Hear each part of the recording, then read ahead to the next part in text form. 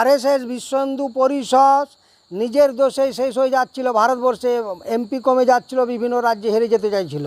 কিন্তু মুসলমান কিছু ছেলেমেয়েরা পেচ্ছাপ দিয়ে, খেজুরে থুতু দিয়ে এবং এই জলে পেচ্ছাপ মিশিয়ে এবং ফলের রসে পেচ্ছাপ মিশিয়ে যে ধরনের প্রচার করছে, তাতে কোটি কোটি ছেলেমেয়ে যারা হকারি করে খায়, এসব মুসলিম ছেলেমেয়েরা বেকার হয়ে যাবে। হিন্দুরা কেনাকাটা মুসলমানের কাছ থেকে বন্ধ করে দিতে পারে, আপনার পোশাক আশাক থেকে খাওয়ার জিনিস বন্ধ করে দেবে, এবং খেজুর থেকে বিভিন্ন রকম প্রসাদ আরব কান্ট্রি থেকে আসে।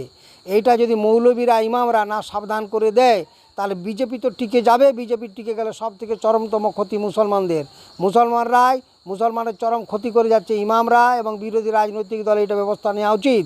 টিএমসি, কংগ্রেস, জেএমএম, মুলায়মের দল আর রাষ্ট্রীয় জনতা দল, কেজরিওয়ালের দল যদি ব্যবস্থা না নেয়, তাহলে মুসলমানরাই সব থেকে মুসলমানের চরমতম ক্ষতি করে যাচ্ছে। বিশেষ করে ভারতবর্ষের ধর্মীয় দেশ, আর মুসলমানের কাছ থেকে বিভিন্ন রকম জিনিসপত্র ধর্মীয় কারণে কেনাকাটা হয় এবং হিন্দুরা কেনাকাটা করে। কাজে ইমামদের এবং মৌলবীদের ব্যবস্থা নেওয়া উচিত। বিরোধী রাজনৈতিক দল শেষ হয়ে যেতে বাধ্য। তাই আপনারা এই ব্যবস্থাটা নেন।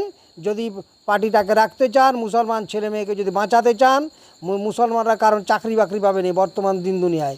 এই ব্যবসা করে হকারি করে যারা খাচ্ছে, তারা সর্বনাশে পড়ে যাবে এই কিছু মুসলমান ছেলের ভুলের জন্যে। কাজে ইমামদের মৌলবীদের ব্যবস্থা নেওয়া উচিত।